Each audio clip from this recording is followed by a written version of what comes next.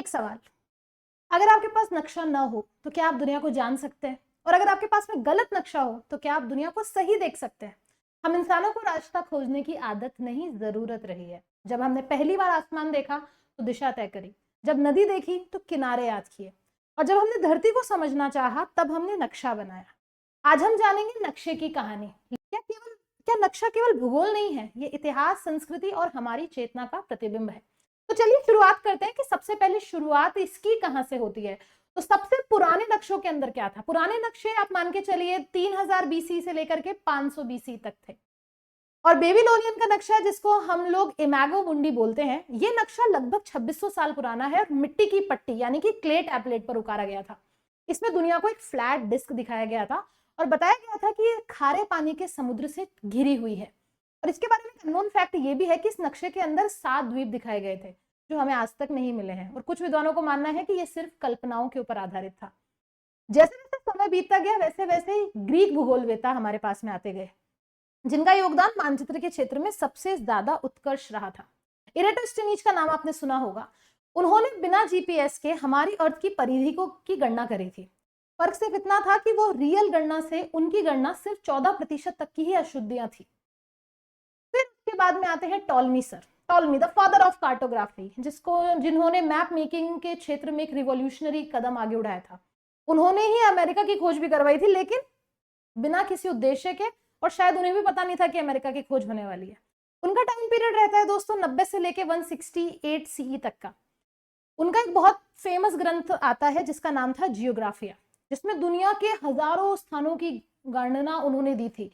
लेकिन भारत को उन्होंने बहुत चौड़ा और ईस्ट के अंदर बताया था और काफी लंबा भी दिखाया गया था। आपने कोलंबस का नाम सुना होगा।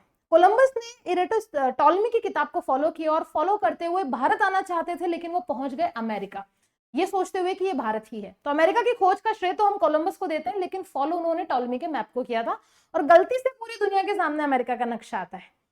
फिर बारी आती है कि भूगोल के अंदर, मैंने शुरुआत में ही आपको कहा था कि भूगोल का संबंध धर्म से भी रहा था। तो हमारे पास में एक समय ऐसा आता है जब धर्म और नक्शे के बीच में भगवान आ गए थे। ये टाइम पीरियड आता है 400 से 1400 सीई के बीच में। और उस समय का बहुत famous map, T in O map, T means T shape in O, that means इसको हम ईसाई नक्शा भी बोल सकते हैं। क्रिश्चियन टाइम के अंदर ये बहुत पॉपुलर नक्शा हो गया था, और इसके अंदर सिर्फ 3 कॉन्टिनेंट बताए गए थे, एशिया, यूरोप और अफ्रीका। और उसके सेंटर के अंदर इन्होंने यरूशलेम, जिसको जीसस क्राइस्ट की जन्मभूमि कहा जाता है, उसको यहाँ पे बताया गया था। इसके बारे में दोस्तों अननोन फैक्ट ये है कि इस नक्शे के अंदर धरती गोल नहीं बताई, बल्कि ईश्वर के आदेशानुसार मानी जाती थी। यानी कि नक्शा सिर्फ भूगोल नहीं, ईश्वर की डिजाइन माना जाता है। और यरूशलेम के ठीक ऊपर स्वर्ग की परिकल्पना करी गई थी, जिसे पैराडाइज कहा गया था। तो जब भूगोल के अंदर आपके धर्म का परिवेश हुआ तो बहुत ज्यादा अंधकार आने लगा, जिसको हम लोग डार्क एज ऑफ ज्योग्राफी भी बोलते हैं। फिर आता है दोस्तों एरा ऑफ डिस्कवरी, 1400 से लेके 1700 ईस्वी, जिसके अंदर नई दुनिया की खोज, यानी पूरी दुनिया को अभी तक एशिया, अफ्रीका और यूरोप के बारे में पता था, लेकिन हम अभी भी दुनिया के बहुत से नक्शों से अनजान थे।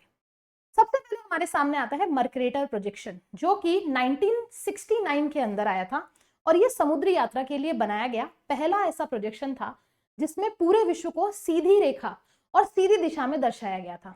लेकिन क्योंकि कोई भी नक्शा पूरे तरीके से सही नहीं होता है, मर्करेटर प्रोजेक्शन की वजह से ग्रीनलैंड बड़ा दिखाई देता है अफ्रीका से, जो कि हमारे विश्व का सबसे बड़ा महाद्वीप है, उससे बड़ा ग्रीनलैंड दिखाई देता है, जबकि असलियत के अंदर अफ्रीका ग्रीनलैंड से 14 गुना बड़ा है। अब बात करते हैं नक्शा निर्माण के अंदर पॉलिटिक्स का कैसे जन्म हुआ। हमने इतिहास को जाना, हमने धर्म को भी जाना, लेकिन पॉलिटिक्स कैसे आती है, कि राजनीति में नक्शा निर्माण कैसे आया। जितने भी उपनिवेशवादी थे जो अपने देश के का अधिकार दूसरे देशों के ऊपर भी रखना चाहते थे, जानबूझकर उन्होंने कुछ ऐसे नक्शे बनाए जिससे उनकी सत्ता को और बड़ा और दूसरों को छोटा दिखाया जा सके। जैसे जितने भी ब्रिटिश साम्राज्य थे, उनके नक्शों के अंदर भारत को अक्सर छोटा और टुकड़ों में दिखाया गया है ताकि इसे असहाय दर्शाया जा सके। वैज्ञानिक युग की बात करते हैं तो वैज्ञानिक युग जब आया तो धरती को धीरे धीरे इंच इंच में नापना शुरू कर दिया, और ये अभी रिसेंट टाइम की बात आती है, लगभग 1700 से 1900 ईस्वी तक की। ठीक है, the great trigonometrical survey of India, लगभग 70 साल चला और ये सर्वे दुनिया का सबसे लंबा भूगणितीय प्रोजेक्ट था। और फिर सबसे लास्ट में आता है आपका आधुनिक युग, जो कि 1900 से स्टार्ट हुआ था और आज तक ये चल रहा है, जिसमें अब हमारे जितने भी प्रोजेक्शन होते हैं वो सब डेटा वाइज होते हैं और उसमें एक एक मिनट का और एक एक स्थान का रखा जाता है, जिसमें जीआईएस और सैटेलाइट मैपिंग की जाती है। आज के समय में मैपिंग हमारी एक डेटाबेस है, जिसमें एक क्लिक में दर्जनों लेयर देखी जा सकती है। हम क्लाइमेट, सॉइल, पॉल्यूशन, इवन किस जगह पे कितने क्राइम रेट हो रहे हैं वो भी हम देख सकते हैं। आपको पता है गूगल मैप हर दिन 25 लाख किलोमीटर से ज्यादा डेटा अपलोड करता है और इस डेटा का बड़ा हिस्सा आपके मोबाइल से आता है। जब भी आप गूगल मैप चलाते हैं तो आपको कई बार ट्रैफिक, कहीं पे एक्सीडेंट हुआ है, कहीं पे कितना फॉग है, ये सब दिखाई देता है। तो ये कहीं ना कहीं हमारे जो मॉडर्न मैपिंग का प्रोसेस है उसी का ये एक पार्ट है।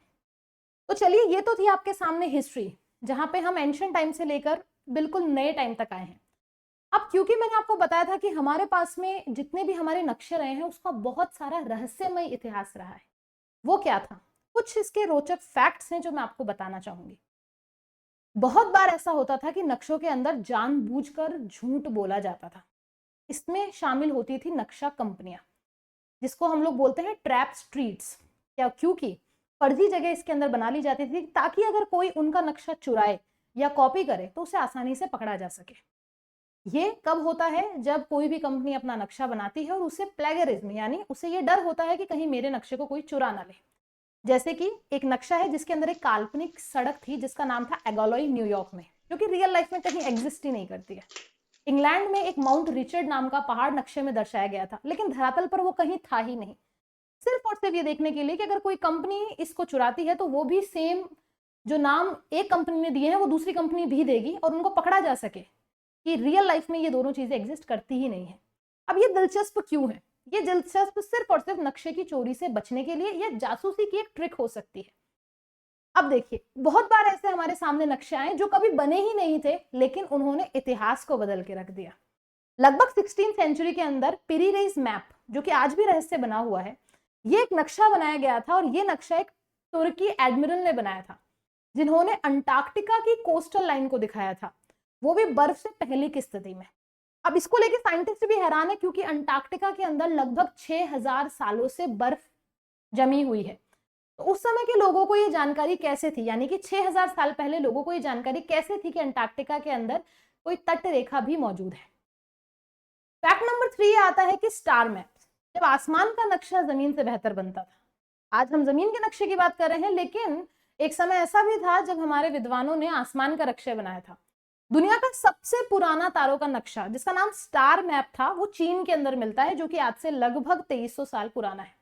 इस नक्शे के अंदर लगभग 143 तारामंडल और लगभग 1400 से ज्यादा तारे दर्ज हैं। और फैक्ट बात यह है दोस्तों कि वो सब सटीक स्थान पर है। तो ये कहीं ना कहीं हमारे एंशिएंट नॉलेज पावर को दर्शाता है कि बिना टेलीस्कोप के इंसानों ने उस वक्त आकाश को भी नाप डाला था। उसके बाद में आते हैं अरब व्यापारी। अरबों ने सबसे ज्यादा मैपिंग के क्षेत्र में तरक्की करी है। अरब व्यापारी नक्शा नहीं, कहानी से दिशा बताया करते थे, क्योंकि अरब के अंदर ज्यादातर मरुस्थल होते थे और मरुस्थल में यात्रा करने वाले व्यापारी कभी नक्शे का उपयोग नहीं करते थे। वे हकीकत और कल्पना की मिली जुली जबानी कहानियां सुना करके रास्ता बताते थे। कैसे? जहां सूरज ढलते समय एक टेढ़ी छाया पड़ती थी, वहां से 3 ऊंटों की दूरी पर वो पानी का कुंड रखते थे, यानी कि उनकी कैलकुलेशन होती थी। यानी उनका जो मौखिक सांस्कृतिक ज्ञान था, जिससे पीढ़ी दर पीढ़ी कविताओं और कहानियों के जरिए उसको आगे बढ़ाया गया था। नक्शे में दिखाया गया था कुंभकर्ण का देश और स्वर्ग। ये हमारी हिंदू मैथोलॉजी के अंदर है कि पुराने भारतीय नक्शों में आपको जम्बू द्वीप, पाताल लोक, स्वर्ग लोक को भी दर्शाया गया था। और कई नक्शों के अंदर कैलाश पर्वत को केंद्र माना गया था और चारों तरफ जीवन को दिखाया गया था। ये धार्मिक नक्शे धरती नहीं, आध्यात्मिक ब्रह्मांड को भी दर्शाते थे। और एक नक्शा जो कैमरे से बना था 1960 के अंदर फोटो मैप्स का आरंभ हुआ था। कोल्ड वॉर के टाइम पे अमेरिका ने एक कोरोना प्रोजेक्ट लेकर आया था, जिसके नाम से उन्होंने एक सैटेलाइट भेजी थी जो धरती की तस्वीरें खींचता था।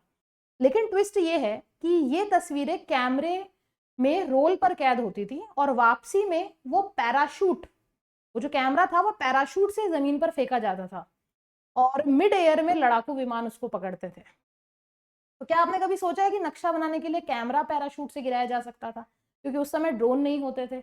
एक समय ऐसा भी था जब कबूतर के गले में कैमरा रखा जाता था और कैमरे को टाइम पे लगा दिया जाता था कि हर 10 सेकंड या 5 सेकंड में कैमरा फोटो खींचेगा। तो कबूतर जब आकाश में उड़ता था तो वो उसका कैमरा फोटो खींचता था और वो कबूतर जब वापस आता था तो उससे सबूत मिलते थे। ऐसे काम बहुत टाइम तक कोल्ड वॉर के जरिए भी किए जाते थे और अपने दुश्मन देशों तक संदेशा लेने के लिए और जासूसी करने के लिए भी उसका प्रयोग किया जाता था। कि जो बात मैंने शुरुआत में बोली थी कि नक्शा केवल भूगोल नहीं, ये इंसान की कल्पना, राजनीति, धर्म, तकनीकी विकास का आईना है।